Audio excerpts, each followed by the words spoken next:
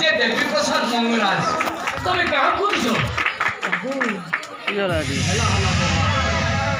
भगवान तुमर मंगल करतु हेले मु आपन को चिन्हि पालेनी आपन परिचय मु जगन बंदनार बड़ भाई ओ तमे ताले मो बौर बड़ भाई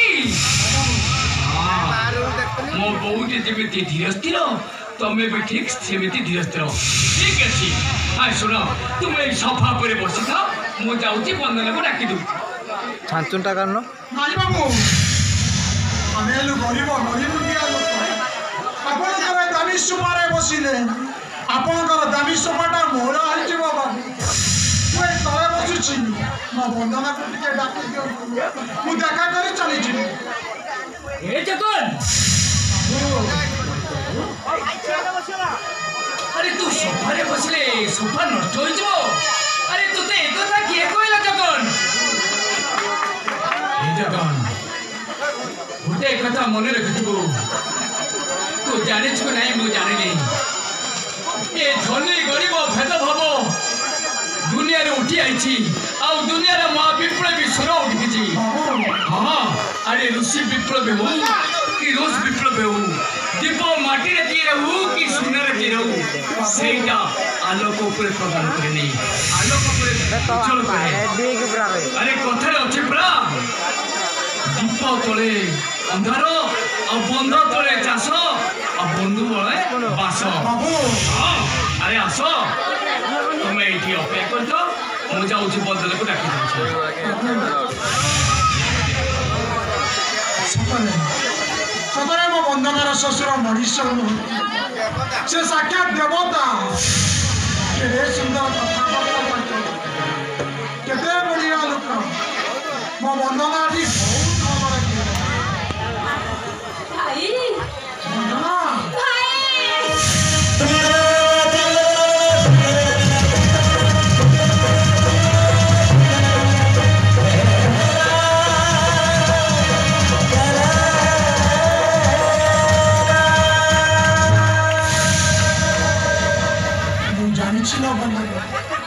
तुटी बहुत भल तो शशुर मनीष नुहति से साक्षात देवता आमर से नुआनिया झाटी बाटी चाल घर और ये शंख मल मल नाप घर बहुत पादरे टिके धूली लगु हाँ भाई तमे ठीक कहिछ तम बंदना ठी बहुत खुशी अछि बेस आराम रे अछि एमिति कि राती बाहु बाहु ता बापा भाई को प्रशंसा पोती पकाउ छथि आ जानि छ भाई तम भौणी व्यवहार माने एमिति असंतुष्ट जे ता पिठी थापड़ दबा को समय पाउ नाहंती बाबा धवलेश्वर कहानी की हैरान तते बहुत भल जगार देइछंती नाले तू जमी नाक कांदुरी टना तू जदि को प्राणे सासु पाई था तू निजे तो कांदी था मते भी कंदे मारी था अरे हुंडी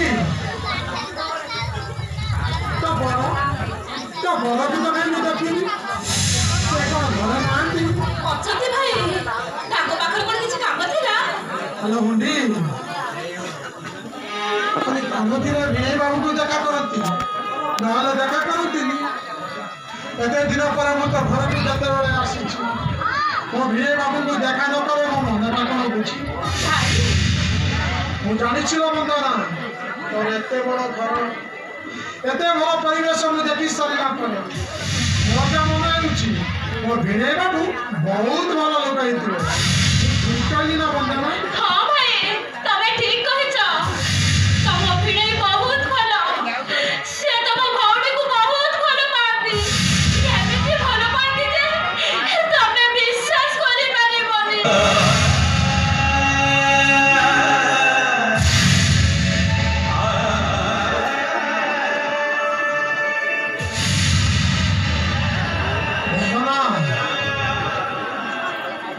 वंदना कोण भाई को बुझेगी ये बड़ा सही तो है अरे भाई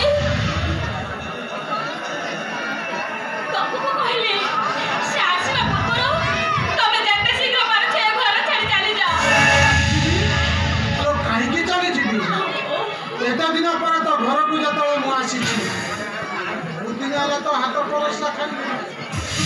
ଆଜି ରାତିରେ ତ ଘରେ ରହି ତ ହାତ ପରସା ଖାଇବି। କାଲି ସକାଳୁ ଘରକୁ ଚାଲିଯିବି। ହେ ଭଗବାନ, କେମିତି କରି ମୋ ଭାଇକୁ ବୁଝେଇବି? କେବଳ ସେଇ କଥା ହିଁ ଭାବୁଛି। ଭାଇ, ସନ୍ଧ୍ୟା ମତେ କିଛି କହୁଛୁ କି? ନାଇଁ ଭାଇ, ସନ୍ଧ୍ୟା ହେଲାଣି। ତମେ ଯେତେ ଶୀଘ୍ର ପାରୁଛ ତମେ ଘରକୁ ଫେରିଯାଅ। ଚାଲିଯିବି। ବନ୍ଦନା, ତୁମର ସେହି ଭଉଣୀ ନା?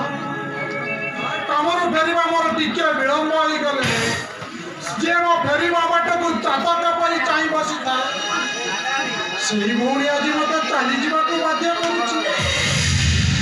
ହଁ ଭାଇ, ମୁଁ ତୋର ସେଇ ଭଉଣୀ ଯିଏ ପିଲାବେଳେ ଗୋଟାଏ ବିଜୁଳିକୁ ଦି ଭାଗ କରି ଅଧିକ ଟିକେ ତୁ ଖାଇଦଉ ବୋଲି ମୁଁ ତତେ ବାଡ଼ାଏ। ସେଇ ଭଉଣୀ ଆଜି ଏଠି ଗୋଟାଏ ପାହାର ନୁହେଁ ଭାଇ, ଶହେ ପାହାର ଖାଉଛି। ବନ୍ଦନା, ତାପରେ ତ ଭାଇକୁ କଣ ତୁ ଭୁଲିଯିବୁ? ତୁ କହିଲୁ ବନ୍ଦନା, କୋଉ ଭଉଣୀ ତା ଭାଇ ଘରକୁ ଆସିଲେ, କୋଉ ଭଉଣୀ ତା ଭାଇକୁ ତା ଘରୁ ତଡ଼ି ଦିଏ? ହେଲେ ତୁ କାହିଁକି ମତେ ଆଜି ଘର ତଡ଼ି ଦେଉଛୁ ବନ୍ଦନା? ଭାଇ, ତମେ ଘର ଛାଡ଼ି ଚାଲିଯାଅ ଭାଇ। ତମକୁ କେମିତି କହି ବୁଝେଇବି ମୁଁ କିଛି ବୁଝିପାରୁନି। ତ କିଛି ବୁଝେଇବା ଦରକାର ନାହିଁ। ମତେ ଭାରି ଭୋକ ହେଲାଣି ଲୋ, ତୁମ ପାଇଁ କିଛି ଖାଇବା ତିଆରି କର। ତ କିଛି କହିବା ଦରକାର ନାହିଁ, ତୁମ ପାଇଁ କିଛି ଖାଇବା ତିଆରି କର।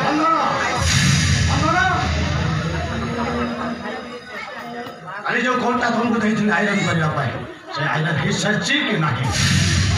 हाँ हाँ, वो आयरन कर देती। अरे जाओ शीघ्र नहीं आसो। अरे जाओ कौन